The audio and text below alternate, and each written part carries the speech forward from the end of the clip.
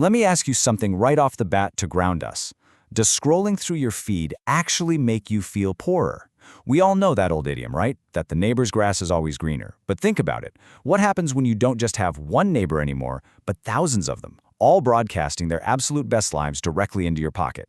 Today, we're going to use hard economic data to quantify exactly how our online habits drive profound dissatisfaction and trigger some incredibly expensive consumer behaviors. Section 1. The urge to compare. Okay, let's dive into this. To really understand the modern digital economy, we first need to understand our baseline, because the urge to compare our wealth, that isn't some new glitch caused by the internet, it is an innate human condition. Way back in 1847, Karl Marx recognized this early on. He pointed out that our wants and pleasures have their origin in society, and therefore they are of a completely relative nature. We don't measure our wealth against absolute survival. We measure it directly against the reference group of our peers. And then, a few decades later, in 1899, sociologist Thorstein Veblen actually gave a formal name to this behavior: conspicuous consumption. Basically, this is the symbolic purchase and very visible consumption of goods purely to communicate your status to others. Think about historical elites flaunting rare silks or imported spices. Humans have literally always used luxury goods to signal their place in the social hierarchy and establish prestige. Moving to Section 2, social media as accelerant. So what happens when this deeply ingrained, centuries-old human behavior collides head-on with modern technological catalysts? Well, economists used to wring their hands over television, but TV is strictly unidirectional.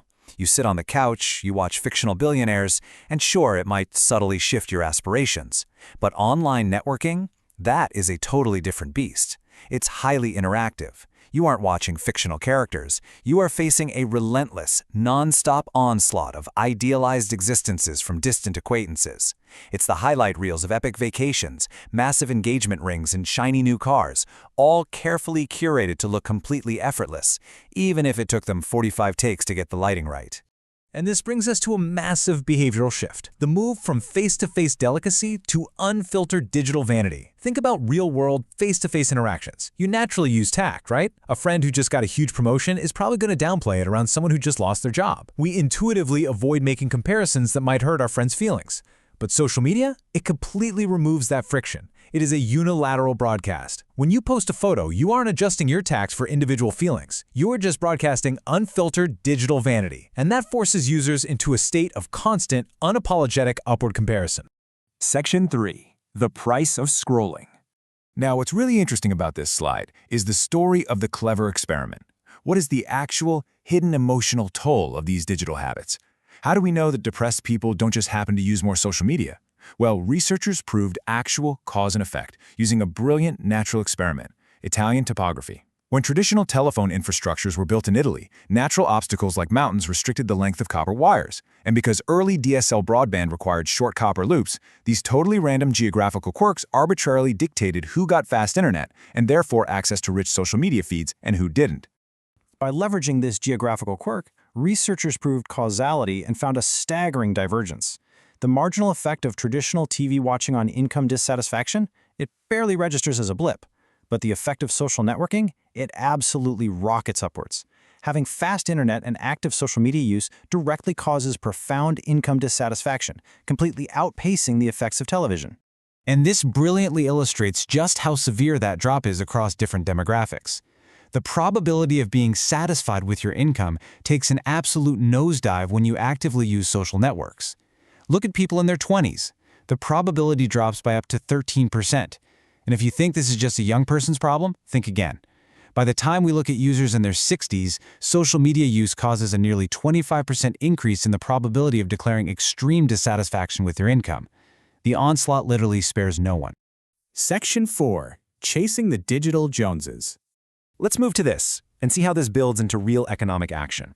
Because this engineered digital dissatisfaction, it doesn't just evaporate. It demands an outlet. If social media makes us feel poorer, how do we cope? We buy things. Research identifies 3 specific psychological drivers that translate social media envy directly into a real-world purchasing intention. First is consumer involvement, how deeply entrenched you are in digital culture.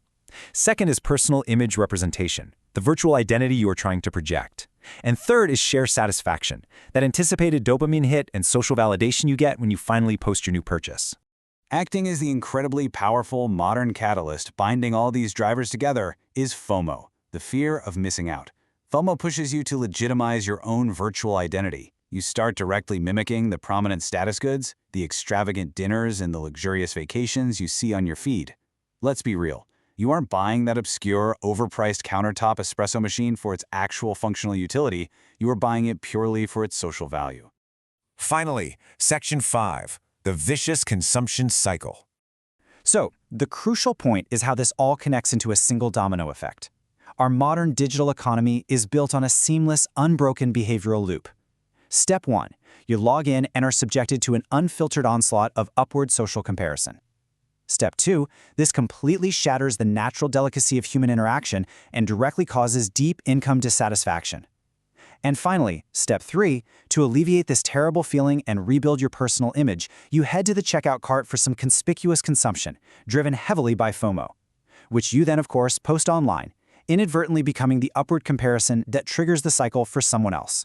It's a fascinating, if slightly unsettling economic reality of our hyper-connected world. I want to leave you with a mic drop question to really reflect on before you sign off today. Think about the last thing sitting in your online checkout cart right now. Is your next luxury purchase truly, genuinely for your own functional utility? Or is it just a desperate attempt to keep up with the eonses?